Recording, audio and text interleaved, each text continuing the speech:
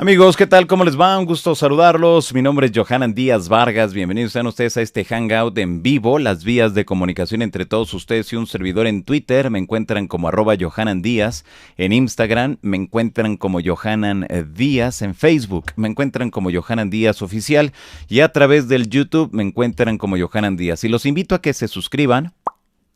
Así van a escuchar al momento que opriman el botón rojo e inmediatamente les va a salir un recuadro donde les va a preguntar si desean ustedes activar la campanita. Y si la activan, cada que estemos haciendo un en vivo o haya un video nuevo, inmediatamente ustedes serán los primeros en, ser notificados para que se puedan integrar a esto de la insólita experiencia. Así que pues hoy tenemos un programa muy importante, es un programa especial. Vamos a enlazarnos hasta Madrid, España, con Pablo Villarrubia, quien es un reconocido reportero, investigador, que le ha dado seguimiento a muchos de estas experiencias, y hoy nos vamos a enfocar hacia las luces Chupa Chupa, este fenómeno que a finales de 1977 allá en Brasil, afectó una amplia región y que hoy vamos a conocer en profundidad en torno a este gran tema. Y para ello, ya se encuentra por acá Pablo. Pablo, un gusto saludarte, compañero, ¿cómo estás?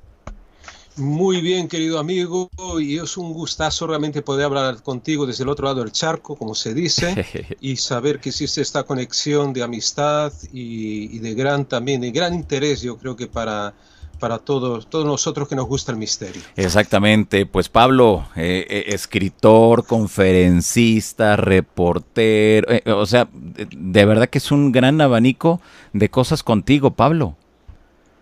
Sí, en los últimos años también como guionista, reportero de televisión. Exacto. Pero sigo con mis libros, sigo con aquello que nos gusta, haciendo artículos todavía, escribiendo libros sobre misterios. Ahora estoy preparando otros sobre ovnis, mezclando también algunos casos de ovnis agresivos con nuevas investigaciones sobre el fenómeno ovni, tanto de casos antiguos o como casos también recientes. Porque ya sabes que a mí me encanta rescatar esos antiguos casos, ¿no? Los clásicos de la ufología, esos casos tan maravillosos que se quedaron ahí atrás en el tiempo, ¿no? Casos en México, en Brasil, claro, en Argentina, en Perú, en Francia, ¿no? Toda aquella época maravillosa de la ufología, que como algunos dicen también, ¿por qué? Pues se preguntan ¿por qué se fueron? No es que se fueron, el fenómeno ha cambiado, ha transmutado, así como en el espiritismo, ¿no? O la época de las materializaciones fantásticas, ¿no? Producidas por los mediums, y todo eso desapareció para convertirse en otro tipo de fenómeno.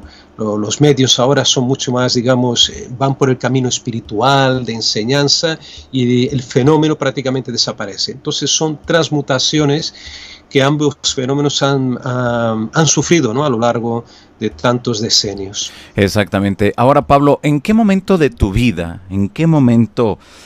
Pablo decide abocarse a darle seguimiento muy puntual a muchos de estos incidentes? ¿Qué pasó en ti? ¿Por qué? Yo creo que fue, Johanna, si bien me recuerdo, yo tendría unos 12, 13 años. Y en esa época, en la prensa allí en Brasil, cuando yo vivía en São Paulo, ¿no? Sí. Yo leía un periódico, además, que traía un amigo de mi padre, que era un periódico de estos que si lo aprietas sale sangre, ¿no? Y se llamaba Noticias Populares, el típico, ¿no? Con la portada, con el individuo, el cadáver, que en aquella época se permitía publicar, sí. Y la contraportada, la chica ligera de ropa o sin ropa, ¿no? Uh-huh. Pues en ese tipo de periódico tan sensacionalista eran los que publicaban entonces, y en México, yo sé, también se publicaban muchos avistamientos ovnis.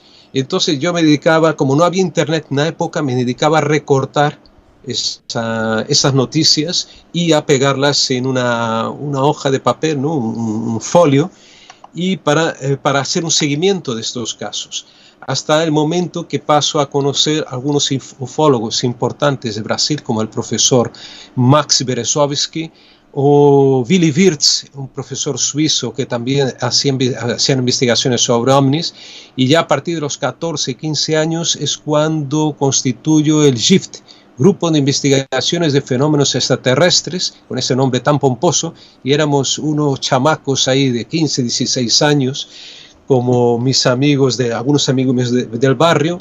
Yo mismo me montaba mi telescopio, una especie de catalejos para observar la luna y también hacer vigilias, ¿no? O hacer, digamos, observaciones ufológicas en fechas concertadas. Eso lo organicé ya en el año 78, amigo Johanna. Fíjate, se han pasado años. 78, es decir, hace 41 años.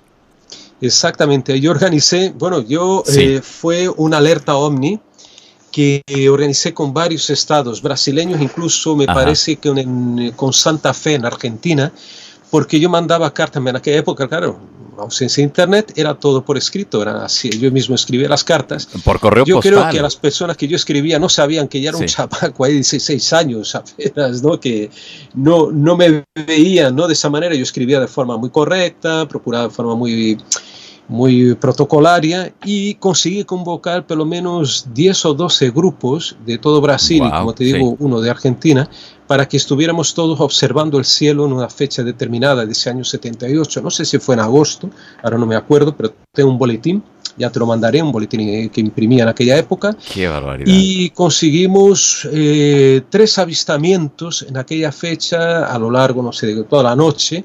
Después, esos avistamientos me llegaban, lógicamente, por carta también, tardaron una semana en llegar. Me acuerdo de uno en Brasilia, que es un lugar también muy especial, la capital de Brasil, y ahí cerca de Brasilia uno de los grupos logró ver un ovni triangular, un ovni negro, de forma oscura, triangular. Después en Fortaleza, en Ceará, llegaron a ver 3 esferas luminosas también los observadores de allí.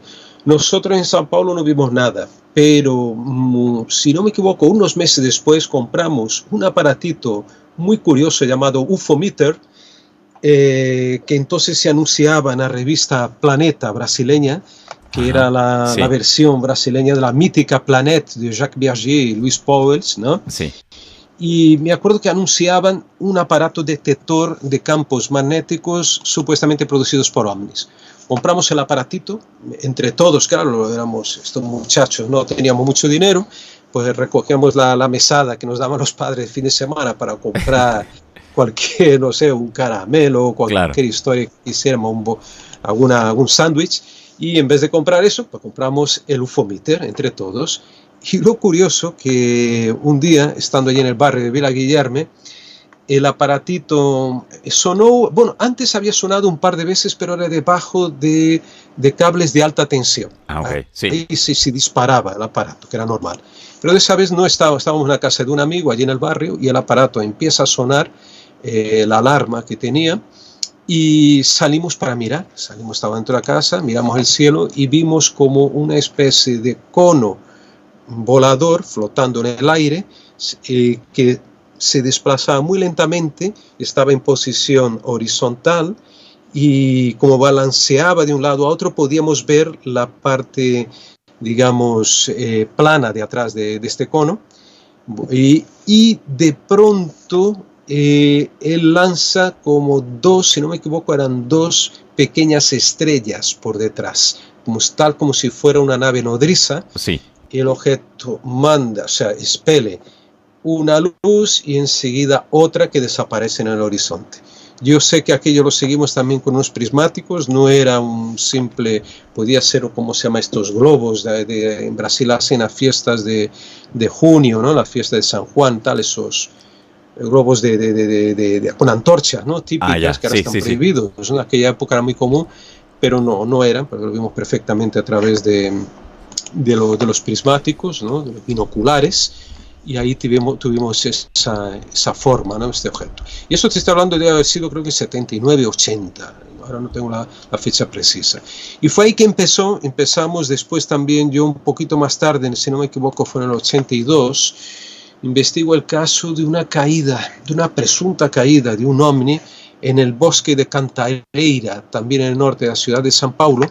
Fue muy sonado el hecho porque salió en varios medios de comunicación, y entonces yo me dirijo hasta esta sierra, esta montaña, que además es muy interesante porque ahí viven muchos alemanes y se creía que en aquella época también se refugiaban nazis todavía de la Segunda Guerra Mundial, que vivirían en caso de porque es una montaña que tiene un bosque con un clima muy semejante al de Alemania, ¿no? De los bosques de Baviera, Sí. la Selva Negra, todos esos sitios, entonces buscaron ahí un refugio. Y justamente en esa zona es cuando se da la noticia de que cae un objeto. Entonces yo me dirijo allí, voy llamando a las casas de las personas y voy haciendo una encuesta preguntando qué habían visto, y todos más o menos me decían lo mismo, que vieron un objeto que de pronto se paró en el aire, o sea, no fue un simple meteorito que bajó, parece que se para y después de cierto momento baja, y ahí se produce un estruendo, un ruido gigantesco, pero nadie se acerca. Entonces cuando yo llego ahí consigo entrar hasta cierto punto del bosque y veo que hay una zona de unos 30 metros de diámetro totalmente quemada, o con los árboles, una parte quemada, chamuscada al centro, Sí. y alrededor los árboles como tumbados, como aquellos de Tunguska, que se ven en la foto de Tunguska, inclinados, ¿no? por la acción de alguna fuerza. No había nada en el lugar. Solamente fue un descenso seguido del ascenso, algunas horas después, aparentemente, y eso fue lo que más o menos registramos. No supimos nada más sobre esa historia. Y ahora me estoy acordando, me viene también a la mente, amigo Johanan, que unos años antes, creo que en el 78 también, cuando estaba con estos amigos del grupo del GIFT, del Grupo de Investigaciones de Fenómenos Extraterrestres, vimos en un periódico de barrio unas fotos de un señor alemán que había fotografiado los planetas, varios planetas del sistema solar, con un telescopio que él mismo había fabricado de gran diámetro, creo que era más de 30 centímetros de diámetro, y me interesó tanto que dijimos, vamos a escribir a este señor y vamos a intentar entrevistarle. Le escribimos, vivía justamente en esa misma sierra que digo donde cayó el ovni, y entonces esa visita yo creo que me impactó mucho. ¿Por qué? Porque llegamos allí, como digo, éramos unos chamacos de 16 años, y vemos a un hombre, un alemán todavía con un acento muy cargado, ¿no? Lógicamente de su idioma, y él nos presenta a la esposa, que yo me acuerdo que era mucho más joven que él. La esposa, él era ya un señor, quizá unos 70, creo yo, unos 70 y pico años, tenía un hijo como de 8 o 10 años, y nos contó algo interesante, que aparte de hacer las observaciones astronómicas, que habíamos visto fotos muy buenas publicadas en ese diario, él nos cuenta que él tenía un proyecto para entrar en contacto con civilizaciones extraterrestres y con los ovnis, que él conocía las frecuencias de radio con las que podría comunicarse con algunos objetos voladores no identificados.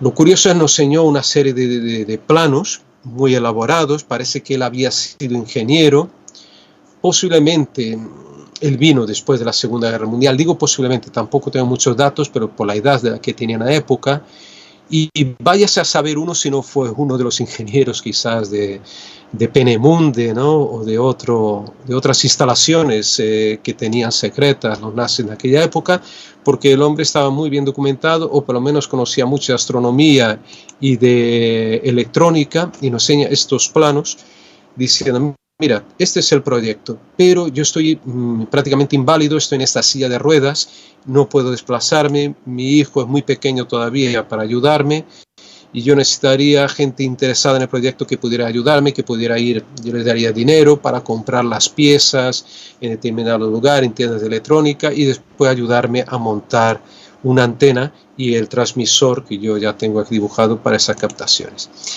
Yo me acuerdo, amigo Johanna, hoy me lamento, por aquella época nos asustamos tanto, nos causó a aquellos jóvenes muchachos que éramos nosotros, ¿no? Nos causó tanto impacto aquel señor, ¿no? Que nos causó miedo en realidad, y no volvimos más a su casa. Ahora me lamento porque me hubiera gustado saber hasta qué punto hubiera funcionado su proyecto. Igual no, pero me hubiera gustado saber cómo era más en el fondo, ¿no? ¿Quién era este señor realmente? Yo intenté buscarlo después, y tal, por internet y todo eso, ya no encontré ninguna pista y además perdí la dirección. Vivía justamente en esa sierra que te dije de los alemanes. Una historia muy bonita que quedó ahí olvidada en esos años 70. No sé qué habrá pasado con este señor alemán. Y es recuperar, como tú bien lo mencionaste desde el principio, recuperar muchos de esos casos que a lo mejor tuvieron alguna repercusión o tuvieron mucha repercusión en su momento, pero que forman parte de la casuística, en este caso, desde luego, de tu país, de Brasil. Porque a pesar de que tú eres brasileño, bueno, tú vives actualmente en España. Sí, ya llevo aquí 21 años, creo, en España, pero como te digo, no pierdo contacto con Brasil, con América, que me encanta, ya sabes, siempre que puedo escaparme también, a pesar que hace tiempo que no voy a México, pero también si puedo ir a Argentina o un país de América Latina. Últimamente tengo viajado más a Asia y a África, donde también he terminado, claro, investigando el fenómeno OVNI, y he encontrado casos muy curiosos. Si quieres te cuento un caso inédito de que favor, no lo he publicado todavía. Claro. Lo he publicado, ese caso lo descubro en Camerún. Eso fue posiblemente, creo que fue en 2005, viajo con Montserrat Serra, mi esposa, que también es investigadora de estos temas, y era más antes, que no tenía más tiempo por el trabajo, ahora no me permite, y entonces hicimos un viaje al norte de Camerún, ese país que está situado en la franja ecuatorial de África, y ahí nos dirigimos hasta el norte, hasta el lago, a orillas del lago Chad, cerca de la frontera del Chad, ¿no? Este país que ahora también está siendo prácticamente castigado, ¿no? por muchos grupos radicales islamistas, ¿no? Una pena. Sí. Y entonces cuando llegamos ahí a esa región tan remota, ya una región semiárida prácticamente, muy distinto del sur, que es selva o bosque, ¿no? Selvático de Camerún, encontramos a un príncipe ahí que vivía en un pueblo, y este joven era muy culto, hablaba varios idiomas. Ahora, lógicamente, no vivía en un palacio. Podemos imaginar un príncipe allí africano viviendo en un palacio. Este era un príncipe regional, una casita muy humilde, pero era muy culto, hablaba varios idiomas, hablaba inglés, francés, aparte de idiomas regionales, y llevaba un diario apuntando crónicas, acontecimientos de su región. Y yo le pregunté por el fenómeno OVNI, y él básicamente no sabía exactamente lo que era un OVNI. Entonces le dije de luces, le expliqué, mira, luces que vienen del cielo. Me dijo, sí, esto sí que yo tengo aquí apuntado algo muy importante. Entonces me comenta un caso que ocurre posiblemente a principios de los 2000, 2001, 2002, no hacía mucho tiempo desde aquel momento que yo lo entrevisto, en que él fue visitado por varios agentes secretos del Servicio de Inteligencia de Camerún. ¿Por qué? Porque había ocurrido algo extraordinario a orillas del lago Chad. Por la noche un gran objeto luminoso, ahora no me acuerdo cuántos metros de diámetro tendría, pero era bastante grande, a lo mejor 50, 100 metros, no me acuerdo el dato, flotaba a orillas del lago Chad, y de pronto había ahí un grupo de pescadores que estaban pescando de madrugada. El objeto baja y deja una marca más o menos del mismo diámetro de este objeto, deja una huella. No sé ahora si era si era la hierba chamuscada o era aplastada, pero deja una huella ahí sobre la vegetación. Entonces el objeto se va, vienen los pescadores, se acercan y se meten dentro de la huella para investigar, para ver qué hay ahí, ¿no? Si había algo extraño. Lo que me cuenta el príncipe es que al cabo de pocos días van muriendo uno tras otro de aquellos pescadores de forma misteriosa. Mueren un total, creo que 11 pescadores, y es cuando no se sabe cómo se enteran, pero vienen miembros del servicio de inteligencia, hablan con los familiares, se entrevistan con los familiares de las víctimas y entrevistan también a este joven príncipe, que cuenta lo sucedido, o le lleva incluso al lugar donde ocurrió este fenómeno. Y te digo, este caso, si no estás allí, en ese lugar, el fin del mundo, y no lo apuntas, no existe. Es otro caso más que no existiría dentro de estadísticas o dentro de los anales de la ufología.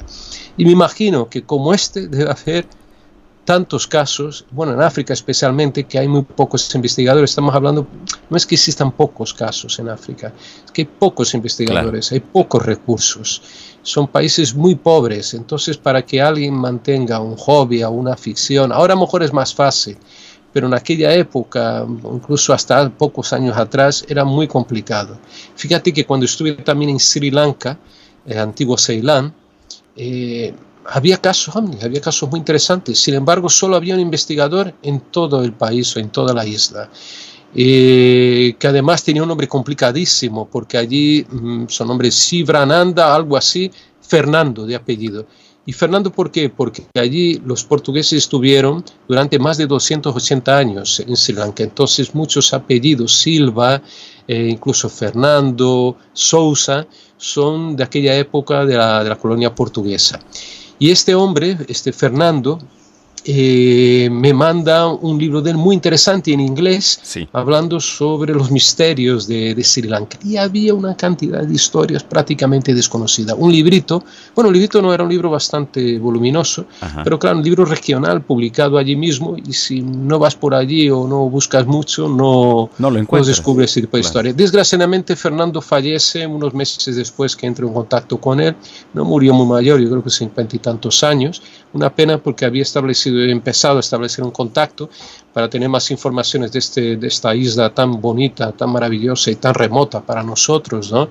Y bueno, es cuestión de volver un día por allí, ¿no? Exactamente. Nos damos cuenta entonces, Pablo, que el tema de los ovnis está en todo el planeta. O sea, no es exclusivo de Europa, no es exclusivo de México o de América del Sur o de América del Norte, sino en general.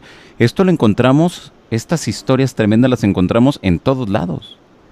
Sí, además, como te digo, los escépticos han intentado, digamos, destruir esta imagen. Lo que pasa es que, claro, ellos no se tenía hasta años 60, 70, cuando empiezan los primeros debunkers, ¿no? Bueno, ya había antes, ¿no? Debunkers o escépticos, ¿no?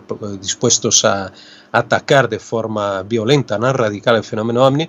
Y claro, decía, mira, es que en África no hay ovnis, era lo que contestaban, decían ellos cuando decía, esto es un fenómeno cultural de Occidente, era la respuesta que daban. En Asia no hay ovnis, es un fenómeno cultural de Occidente. Pues no. La verdad que no, que el fenómeno que era es que no había comunicación, no había ufólogos en lugares remotos o muy pobres. La suerte que, por ejemplo, en América, en ciudades grandes, que siempre fueron pujantes, como la Ciudad de México, ciudades como San Paulo, Río de Janeiro, en que hay más gente, hay más dinero, hay más gente de clase media que puede tener un tiempo libre y puede desplazarse para investigar, lógicamente ya existían ya en los años 50 y por eso los informes del FLA, de Lumière de la Nuit, por ejemplo, franceses, ¿cómo se llama? De Inglaterra, de Gordon Creighton, la revista que tenía Gordon Creighton en Inglaterra, que era una maravilla. Bueno, la revista de APRO, también de Aerial Phenomenon Research y tal, de Estados Unidos, publicaba muchos casos de América Latina. ¿Por qué? Porque había, digamos, en las grandes ciudades especialmente, digo, en Santiago de Chile, Buenos Aires, San Paulo, Río, Ciudad de México y poco más, había investigadores. Y por eso llegaban casos, porque eran recabados por esta gente que ya estaba atenta.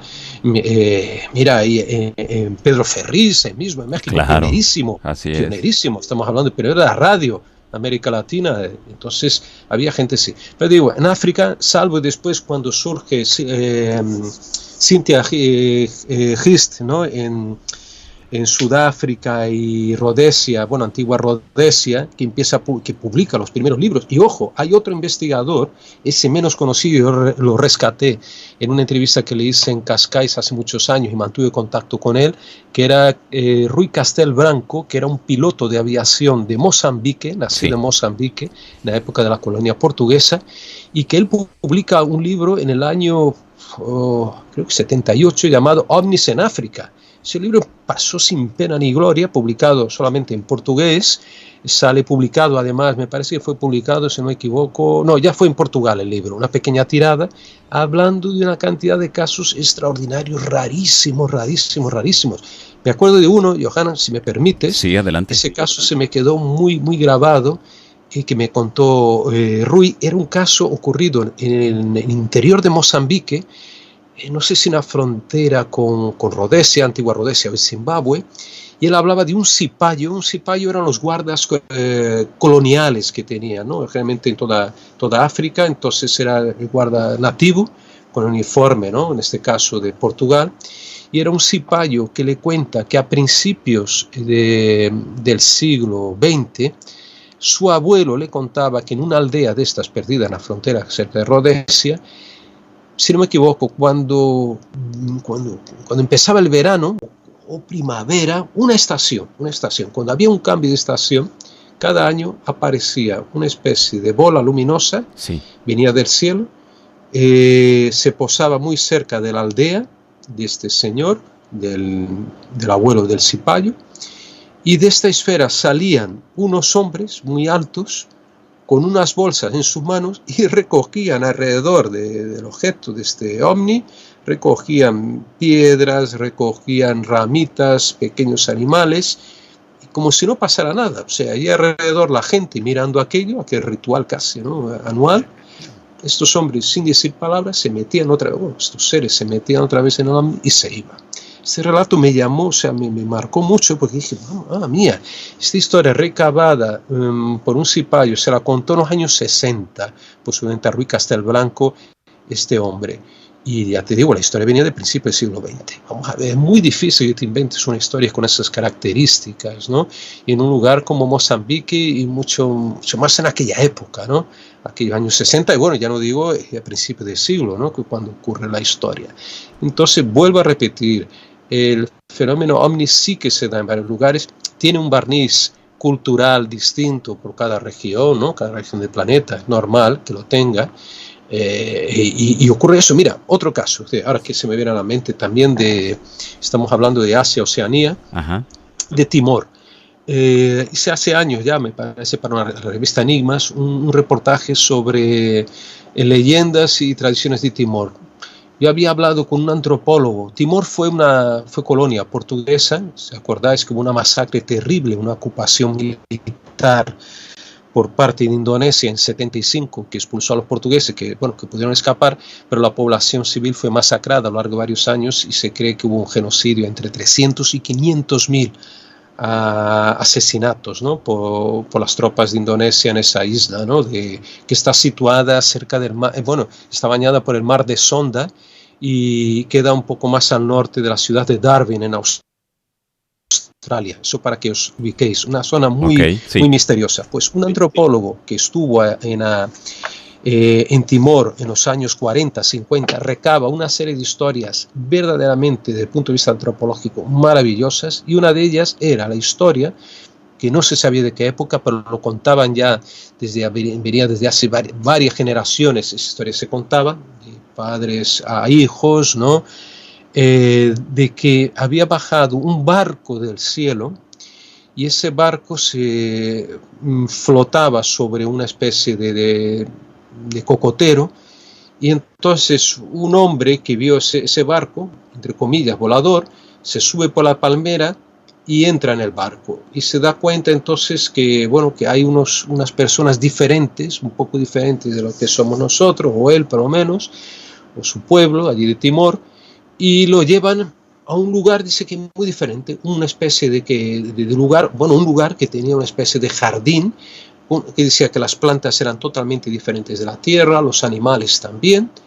¿Y qué hace? Entonces le muestran el lugar y después le devuelven otra vez, lo traen otra vez a la isla, a Timor, y él se trae con él algunas frutas de aquel lugar como muestra de que él había estado en un lugar diferente y de que ese lugar los alimentos, las frutas no eran iguales que las que existían en Timor. Fíjate qué relato tan bonito y qué interesante, ¿no?, desde el punto no solo de vista antropológico, también ufológico, claro, ¿no?, de un posible, estamos hablando de un posible quizás viaje, ¿no?, a otro mundo, tal como nos narran, ¿no?, muchos abducidos hoy en día. Y eso ocurre, como te digo, en un lugar en que los escépticos decían que no había casos de ovnis. Exactamente. Ellos, claro, ¿no? Así es. Y yo creo que si vamos buscando, Pablo, en todos los países, en todas las épocas, vamos a encontrar este tipo de relatos. A lo mejor en unos más, en unos menos, pero todo dependerá como has mencionado, de la cantidad de personas que se hayan fijado en ese tipo de incidentes. Porque bueno,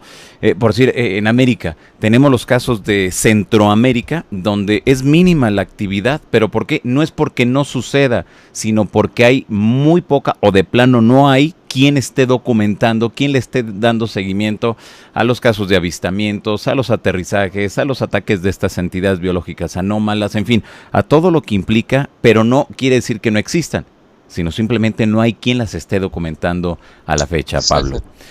Y curioso, sí, ¿no, Johanan? Que hoy en día, habiendo mucho más recursos, yo creo que hay menos investigadores persistentes, vuelvo a repetir, esporádicos lo hay, pero con persistencia, como te decía antes, de tú mismo, con un programa o con investigaciones desde hace años, porque vuelvo a repetir lo que hablábamos antes en bastidores, que la gente no tiene paciencia hoy en día, tiene respuestas inmediatas. Imagínate, el fenómeno ovni es mucho más complicado que el fenómeno paranormal, desde mi punto de vista. Que el fenómeno paranormal, posiblemente podemos llegar hasta medirlo, un día podemos encontrar una explicación directa aquí, porque podemos hacer pruebas aquí en la Tierra, ¿no? Con la gente, con las personas, con el entorno.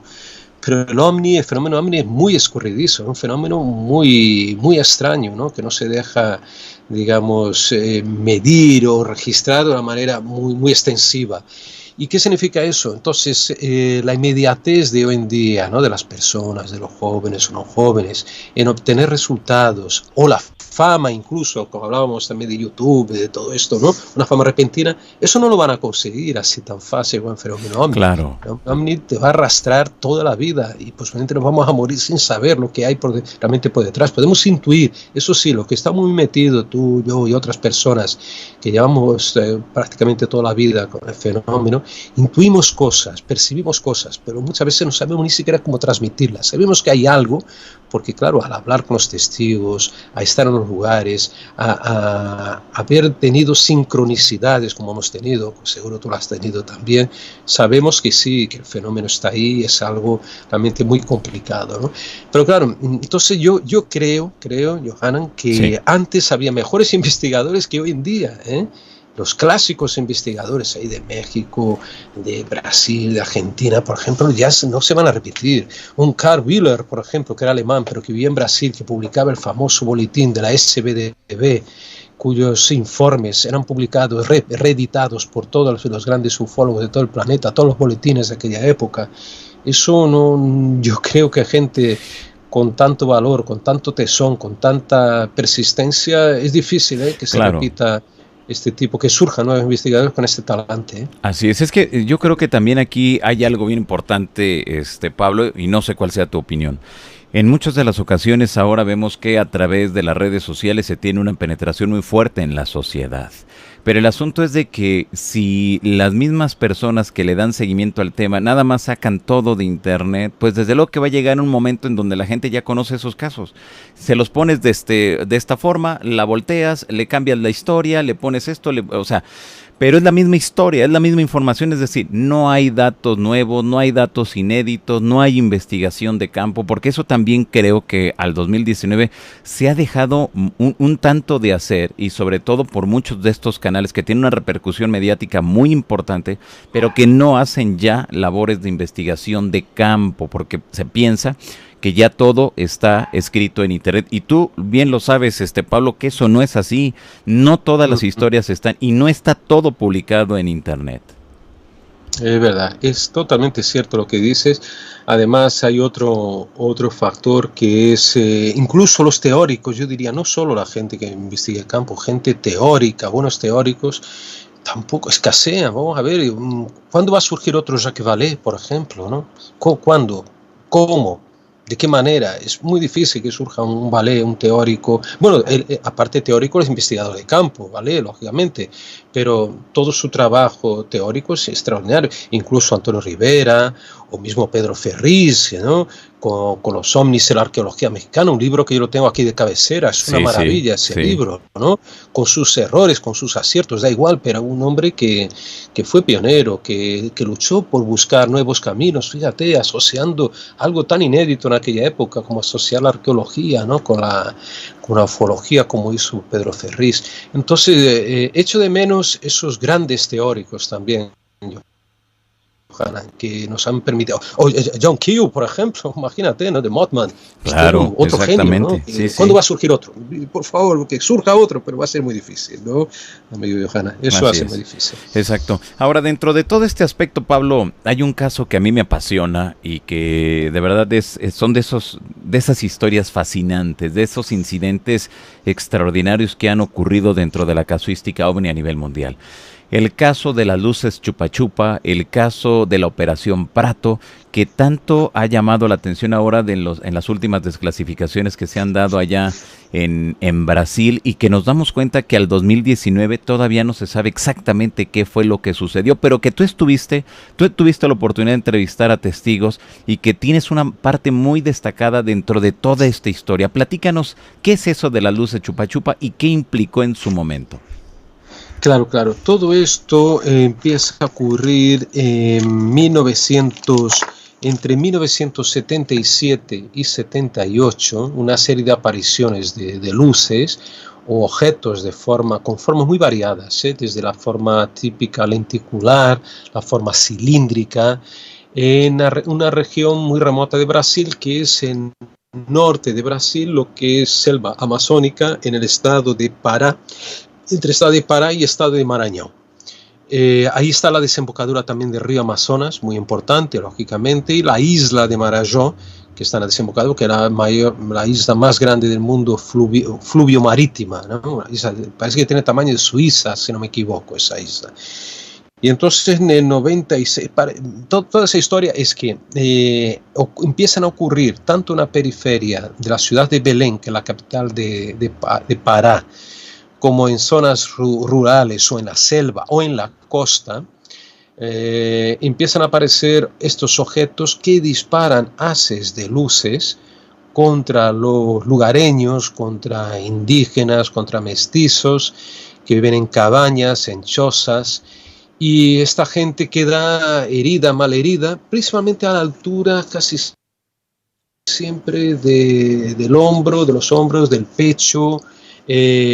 A veces surgen como aparecen marcas después de estos disparos, de estos haces de luz relativamente finos, quedan como marquitas, como si fueran mordeduras, hematomas, pequeños hematomas, otras veces son quemaduras, también circulares, sobre la piel. Eso hace cundir el pánico entre la población. Los medios de comunicación regionales de aquella época sí dan a conocer el fenómeno, pero no hay prácticamente una comunicación a nivel nacional. Y de hecho también estamos hablando, hay que situarnos en un Brasil en plena dictadura militar, 77-78 era muy fuerte todavía, había mucha represión. Y incluso las autoridades militares brasileñas y el servicio de inteligencia creían que estos acontecimientos, estos sucesos se debían a la acción de grupos de terroristas, grupos de clandestinos que actuaban en la clandestinidad, ¿no? Y eran grupos comunistas de izquierda que estarían actuando en esta región de la selva. Algo bastante extraño, porque generalmente estos grupos, digamos, de supuestos terroristas o revolucionarios, claramente atacaban a la población civil, ¿no? El objetivo de ellos era más bien blancos militares. Y es a partir de entonces que, claro, las autoridades ponen atención al tema y crean, eso sí, de forma totalmente sigilosa y secreta en aquella época, lo que llaman Operación Prato, ¿no? Relacionado porque eran a los platillos voladores, ¿no? Entonces el cuarto, si no me equivoco, era el cuarto COMAR, el cuarto Comando Aéreo Regional,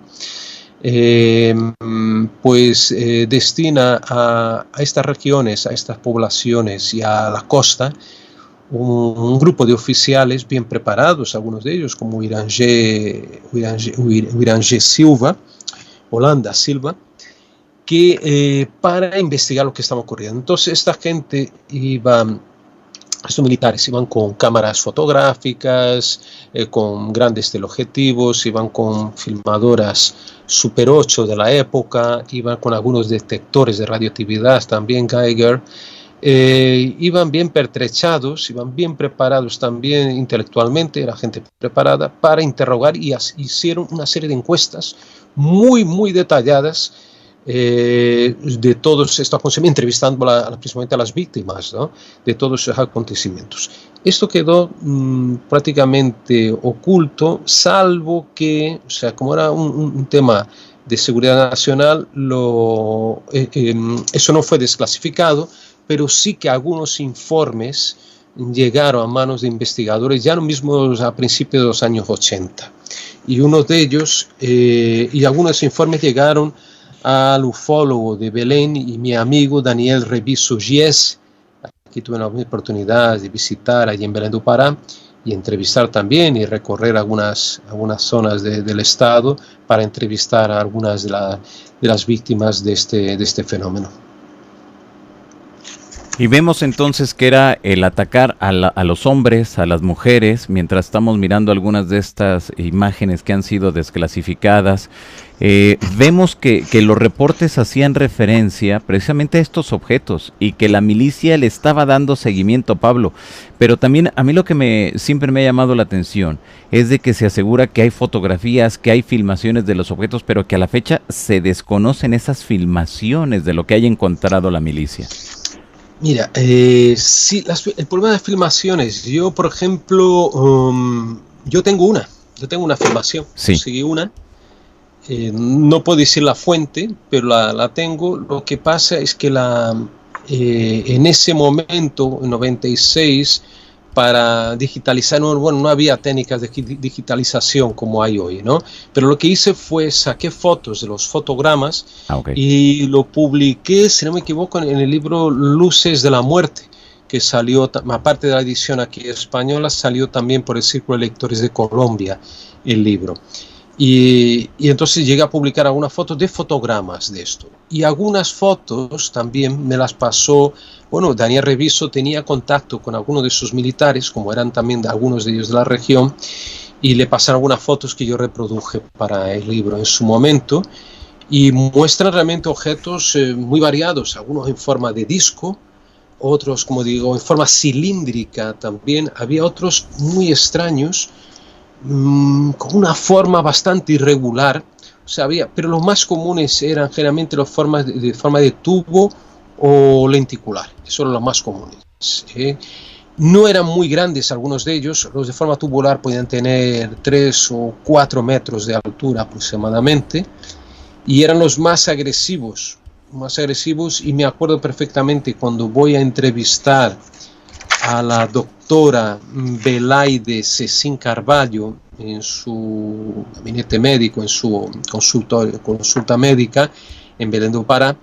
Ella atendió a varias víctimas, ¿no?, de estos ataques, de estas luces, ¿no?, que disparaban haces de luz, y además ella estaba también en contacto permanente con los militares que estaban allí prácticamente a su lado, unas playas. Ella estaba realmente destinada en playas de la costa de Pará, y ella misma llegó a ver, por ejemplo, uno de estos cilindros acercarse, ver incluso una especie de ventanilla, una ventana, y como una persona que se movía ahí dentro, y cuando ve el momento en que el objeto dispara un haz de luz contra una persona que estaba no muy lejos de ella, y esta persona acude directamente a ella mostrando ya las heridas que tenía en su cuerpo, ¿no? Entonces, vamos a ver, un médico que te cuente esto, ¿no?, un incidente, y siendo un incidente, digamos, directo, ¿no?, en que ella puede testimoniar, ¿no?, puede ver ahí el fenómeno y el efecto del fenómeno, eso es muy, muy raro, ¿no? Es algo muy, muy extraño, efectivamente, ¿eh? Claro, muy bien. Ahora, se asegura que en las mujeres les afectaba en el pecho y a los hombres en los brazos. ¿Tú encontraste algo de eso? Perdón, ¿cómo, Hanna, que no entendí? Sí, que a las mujeres les afectaba en el pecho y a los hombres era en los brazos. Los brazos más, sí, pues eso, en Pará sí ocurría eso. De hecho, me acuerdo que había otro caso diferente pero fíjate, el fenómeno, él surge aparentemente en la costa, y va penetrando por el río Amazonas, a lo largo del cauce del Amazonas, Sí. se va extendiendo. Y cuando yo navego por el Amazonas en dirección a Manaus, pues paro en una población que, si no me equivoco, se llama Alenquer, y allí hablo con un médico. Y este médico me habla que, pero fue posterior, fue en el año 82, más o menos. Ajá. El fenómeno continuaba, pero como digo, ya para el interior, ya para regiones todavía más remotas, ¿no? De dentro de la selva amazónica. Y me habla de un caso de una mujer que ve una esfera luminosa, se acerca, ella estaba embarazada, esa esfera se acerca a ella y ella aborta. O sea, naturalmente hay se produce un aborto y él tiene que atender a esta mujer, ¿no? Entonces ahí fue una situación todavía más grave que estas personas alcanzadas en los brazos, en los senos, ¿no? Fue mucho más complicado el caso este, que digo que era otro caso desconocido. Mira, ahora estoy viendo aquí en mi libro el doctor José Montero de Alenquer, que me contó el caso. Tengo aquí una fotografía con él, lo entrevisto. En este caso, si no vamos allí, también queda olvidado, ¿no? Para los canales de la ufología, ¿no? Así es. Pablo, se menciona también dentro de estos incidentes que había, que era una especie de rayo que salía y que incluso cruzaba las paredes o los techos de las casas. Ah, sí, había este fenómeno que, por ejemplo, algunas personas veían como resplandores dentro de sus cabañas. Ellas intentaban cerrar las ventanas, básicamente siempre dormían con las ventanas abiertas, pero ponían alguna, no sé, una cortina o algo que pudiera, y aún así se producían, digamos, fenómenos lumínicos dentro de las casas, y eso ya lo he verificado. Hay otra, en fenomenología ufológica hay casos de ese tipo, que hay un ovni fuera y dentro se ilumina alguna estancia, algún cuarto, alguna estancia de la casa, ¿no? Y eso sí que ocurría en algunos casos, sí, Johanna, es cierto. Claro. También se aseguraba que esos rayos que la gente en ocasiones observaba eran de 3 colores y que dejaba como si hubiera sido con una aguja en donde pegaba ese rayo, en la piel dejaba como 3 hoyitos. Sí, eso es lo que te comentaba, que muchas veces, de ahí viene la leyenda urbana de los vampiros extraterrestres o el chupa chupa, ¿no? Chupa chupa porque chupaba la sangre. Entonces la creencia popular era justamente de que se atribuía este fenómeno a una especie de vampiro, pero no el murciélago vampiro que existe, ¿no? En Brasil, de hecho, uno de los países que tiene mayor índice de ataques, ¿no? De este tipo de murciélago, pero sí ellos creían una especie de un ser vampiresco, ¿no? Como un vampiro, ¿no? Como un Drácula, ¿no? Que estaría atacando, y por eso genera el que te dije, un pánico colectivo, ¿no? No solo en la ciudad de Belén, que la gente se encerraba en sus casas, como también las pequeñas aldeas en la costa, a raíz de ese tipo de comportamiento, que dejando marcas, hoyitos, ¿no? Principalmente cerca del cuello, ¿no? Por Claro. El pecho, también el pecho de las mujeres. Así es. Pablo, ¿qué fue lo que sucedió? O sea, tenemos los incidentes, tenemos ya los documentos desclasificados, una parte de esos documentos desclasificados, pero ¿qué consideras que haya sucedido realmente en esta parte de Brasil? Mira, últimamente se ha hablado, y no estoy de acuerdo, de que incluso colegas nuestros, amigos nuestros, muy queridos amigos, pero no, eso fueron experimentos que la CIA llevó a cabo en esa región remota de Brasil entre 77 y 78, ¿no? Bueno, si eso fuera verdad, ya hubieran salido, por ejemplo, algún tipo de informe al respecto. Pero claro, aparte de esto, el comportamiento del fenómeno, por las personas que yo mismo entrevisto, por los informes que dan los mismos militares de aquella época. Y ojo, en aquella época Brasil tenía una estrecha también colaboración militar con Estados Unidos. Pero no, en esa región, sí, eso sí, aparecieron americanos, se hablaba de gente que hablaba un idioma, la gente me habló, no, hablaba un idioma raro. Seguramente podría ser el inglés, que la gente no entendía, lógicamente la gente de esa región no entiende inglés. Entonces se planteó la posibilidad, y eso sí que es posible, que viniera una agente de la CIA, pero para saber algo más sobre el fenómeno, Claro. ¿no? De hecho, vamos a ver, Bob Pratt también estuvo por allí, el gran Bob Pratt del escéptico, no, del periódico, ¿cómo se llama? El Inquirer, un periódico norteamericano sensacionalista, pero bueno, que Bob Pratt era muy bueno y iba por allí, hablaba inglés, tal, pero siempre tenía un traductor que le acompañaba. Entonces, esta teoría de la CIA yo creo que no se sostiene, de que fueron experimentos lanzados por la CIA en aquella zona. Primero, para que la CIA pudiera actuar por allí necesitaría un mínimo de infraestructura y esa infraestructura solo la podía dar el mismo gobierno brasileño. Entonces, ¿por qué demonios estarían los mismos militares investigando aquello que, digamos, supuestamente ellos estarían haciendo, ¿no? O como forma para camuflar? Pero sería muy extraño porque estamos hablando de cientos de informes producidos por estos militares. Claro. Y que además coinciden después con lo que dicen los testigos, con lo que vieron los testigos, que yo también pude entrevistar a algunos de ellos. Y es muy extraño, no creo que la CIA estuviera implicada, claro, salvo, como te digo, por visitar algunos lugares o indagar también junto a los militares para tener ellos mismos más información sobre ese fenómeno que también les inquietaba, ¿no? En un país aliado, entre comillas, en aquella época que estaba bajo el régimen militar. Exactamente. Ahora, también se asegura, Pablo, que ya para finales de 1977 se retira la milicia brasileña y entra la milicia estadounidense. ¿Es cierto eso? ¿O qué lograste encontrar sobre ese aspecto? Nada. Vamos a ver. Hubo una guerrilla rural en la región del Alto Araguaia. Eso está en el mismo estado de Pará, la región sur del estado, y ahí es cierto que estuvieron en los años 60, 70, una guerrilla en que prácticamente fue diezmada. No eran muchos guerrilleros que se escondían, vivían prácticamente en las aldeas, vivían normalmente con una población, y desde ahí no llevaban a cabo, que yo sepa, acciones exactamente en esa región, sino ellos se organizaban más bien para atacar en São Paulo, Río, unas grandes capitales donde actuaban, a veces poniendo bombas en instalaciones militares, en lugares precisamente que estaban relacionados con los militares, que eran los que detentaban el poder. Pues esa gente se quedó circunscrita a esa área. Que se sepa, no fueron más allá, y mucho menos de que hubo un grupo paramilitar o militar americano en esa región. De hecho, yo hablé con bastante gente, estuve hablando con gente en el campo.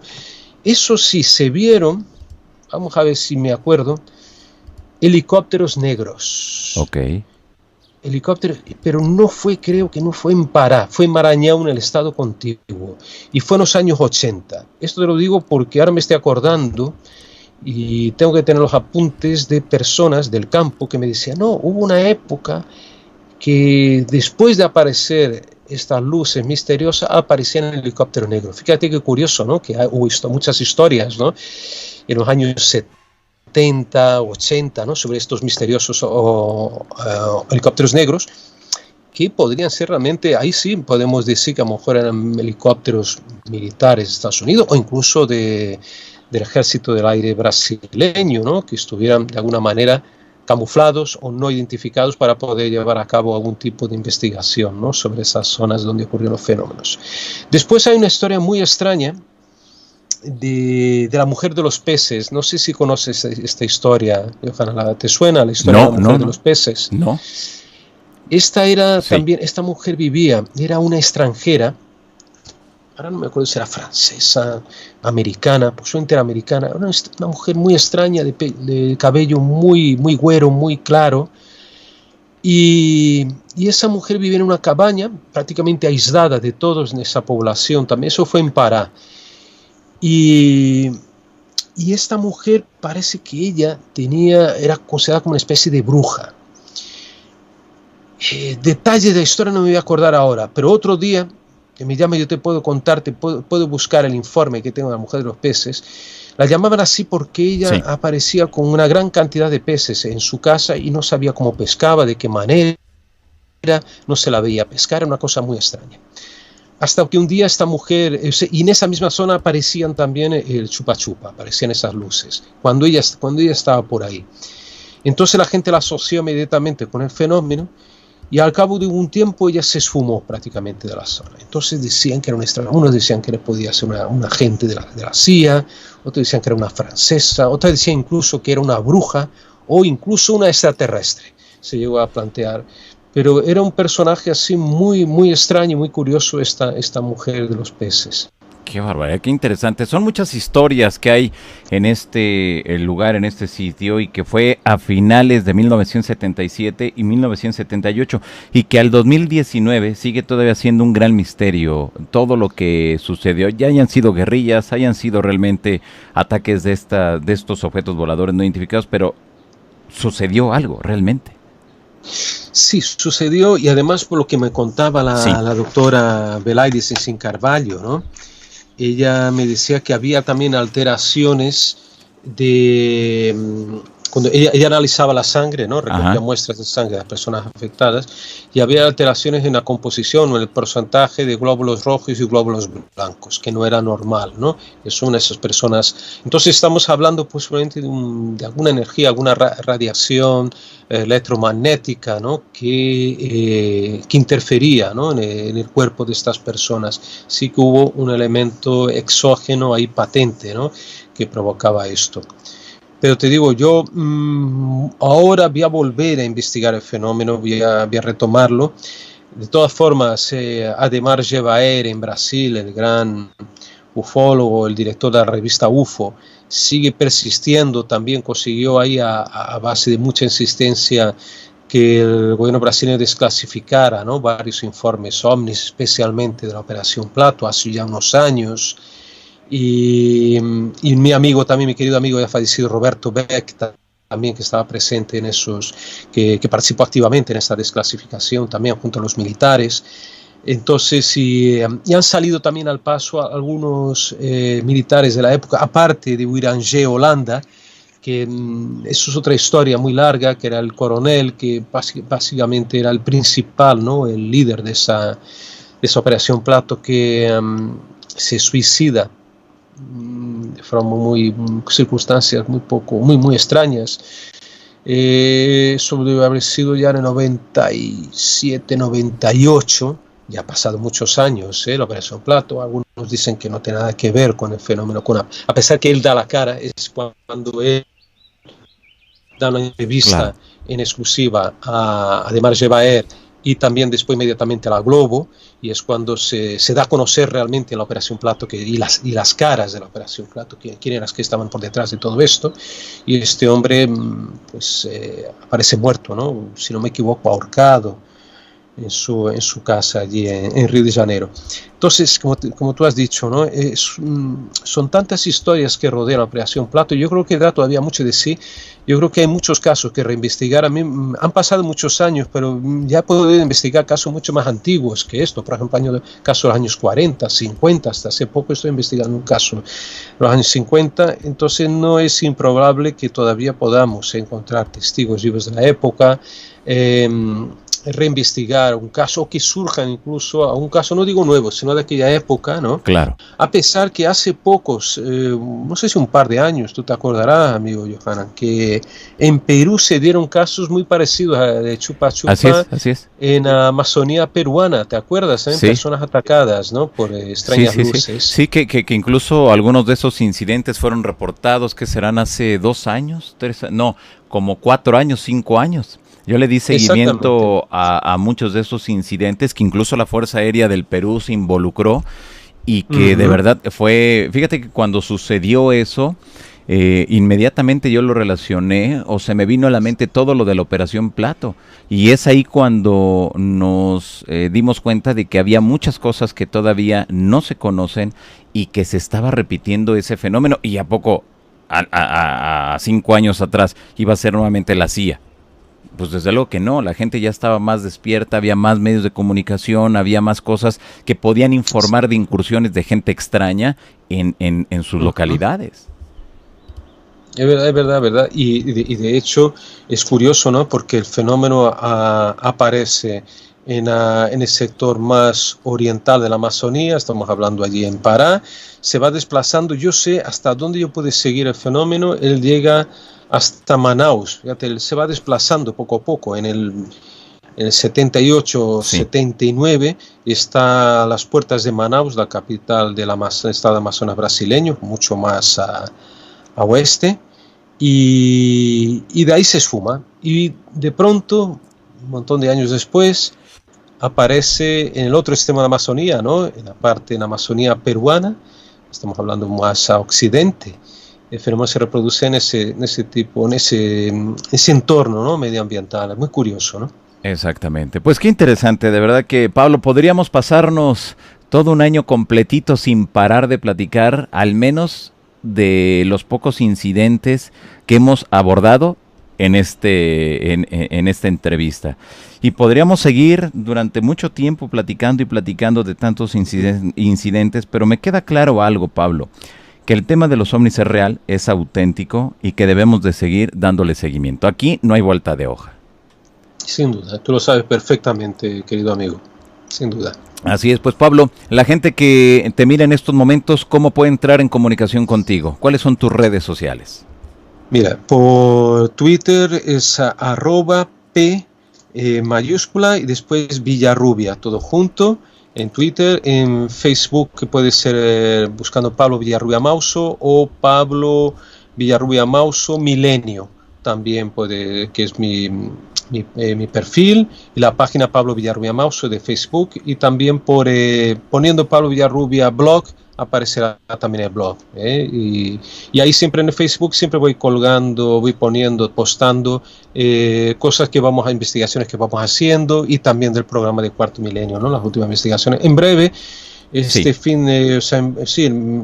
si este domingo o el siguiente, habrá un caso OVNI que te prometo que va a ser muy interesante, no puedo revelarlo ahora, pero muy interesante relativo a un caso antiguo, también por eso te digo, un caso del año, bueno, el primer caso se da en los años 30, después otro en el 51, y he podido recuperar la historia gracias a la viuda del principal testigo y protagonista de esta historia, de una forma muy insólita, una sincronicidad tremenda haber encontrado a esta mujer.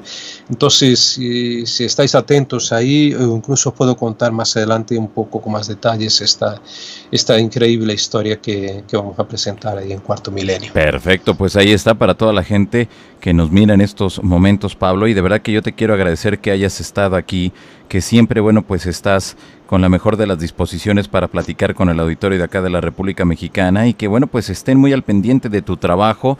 Yo recuerdo, y esto siempre no voy a cansar de mencionarlo, yo era muy jovencito cuando yo leía ya a Pablo, lo leía en las revistas españolas que llegan acá a México, y me acuerdo que ya me fascinaba, y luego tuve la oportunidad de conocerte en uno de tus viajes, cuando te reuniste acá con CIFEAC, con don Carlos Guzmán, Francisco Domínguez. Queridos amigos, sin duda, exacto, claro. Sí, Qué sí. bueno, es verdad. Y de verdad que era increíble porque, bueno, yo te leía y he seguido tu trabajo y de verdad que es fascinante. Es muy motivante ese espíritu que le pones, que le implementas en cada una de tus investigaciones, sobre todo la pasión, que eso es yo creo que lo más importante dentro de estas temáticas, la pasión con que se hacen las cosas. Sin duda. Qué bonito que me digas esto, y además para mí es lo mejor, ¿no? Lo mejor que puede pasar, que personas como tú con esta capacidad, que por lo menos tu trabajo sirva para entusiasmar, que te estén leyendo, es eso el mayor agradecimiento que puedes tener, ¿no, amigo Johanna? Fantástico, te lo agradezco inmensamente. Qué bonito. Pues a ver, digo, pues siempre decir la verdad, amigo, y bueno, pues a ver si en agosto, en septiembre tenemos oportunidad de reunirnos allá en España. Qué bueno, qué bueno. Y vamos a hablar de cosas muy interesantes, te prometo. Eso, amigo. Perfecto. Muy bien, pues Pablo, de verdad, muchas gracias. Te agradezco que nos hayas regalado estos minutos, que hayas conversado con todo el auditorio que nos sigue por acá. Y bueno, pues ahí nos mantenemos en comunicación, amigo. Sin duda. que continúes todavía en tu camino, que es un camino maravilloso, y siempre cosechando éxitos, principalmente entre el público, entre la gente que se interesa por estos fenómenos, que estará muy agradecida de poder verte. Exacto, y a ver a ver cuándo te das una vuelta a México. Ya necesitamos volver, sin duda, porque hace unos cuantos años tengo que volver, sin duda. Vamos a planear algo Eso, a partir de agosto. perfecto, ya estás, amigo. Pues te mando un fuerte abrazo, muchas gracias. También Lourdes te manda un fuerte abrazo y ahí nos mantenemos en comunicación. Muchas gracias y muchos recuerdos a Lourdes también. Gracias, nos vemos, hasta la próxima. Gracias, amigo, hasta luego, hasta la próxima. Gracias. Hemos escuchado al reconocido investigador, escritor, y bueno, pues ya lo escuchó usted, Pablo Villarrubia, quien ha estado esta tarde aquí con todos nosotros y de verdad que es fantástico. Así que bueno, pues ya nos vamos. Muchas gracias a todos ustedes. Siga a don Pablo a través de sus redes sociales y bueno, pues recuerden que aquí los espero más tarde aquí en este mismo canal. Nos vemos. Hasta la próxima. Bye bye.